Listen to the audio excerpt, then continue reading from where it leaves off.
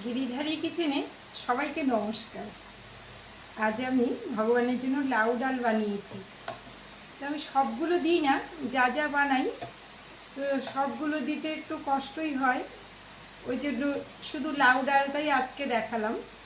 প্রথমে 200 গ্রাম মটর ডাল ভালো করে ধুয়ে প্রেসারে 1 লিটার মতো জল দিয়ে মিডিয়াম আঁচে ডালগুলো ছেড়ে দিলাম।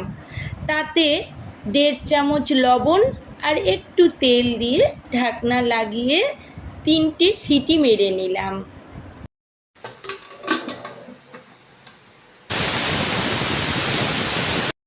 প্রেসার খুলে 3-4টে কাঁচা লঙ্কা আর একটু বড় ডুমো করে কাটা লাউ ভালো করে ধুয়ে ডালে দিয়ে দিলাম।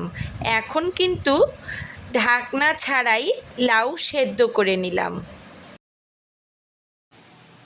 পাশে কড়াতে 2 চামচ তেল গরম করে 2টো শুকনো লঙ্কা আর একটা তেজপাতা, 1/2 চামচ জিরে সুন্দর করে রং চেঞ্জ হতেই সেদ্ধ করা ডাল দিয়ে দেব।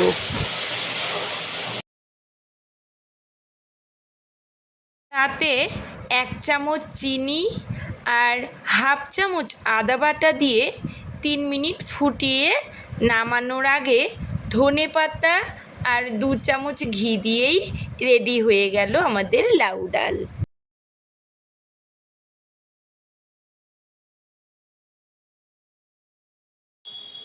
মাঝে মধ্যেই আমি গিরিধারী কিচেনে ভগবানকে লাউ ডাল বা লাউয়ের সবজি, বড়ি দিয়ে লাউ একটু দিই। লাউটা খুব আমাদের হয়, লাউ, চাল কুমড়ো। তো লাউ এত উপকারী যে মানে বলাই যায় না। লাউ যে কোনো রোগে এই লাউ খাওয়ালে কিন্তু অনেকটাই সুস্থ বোধ করবে।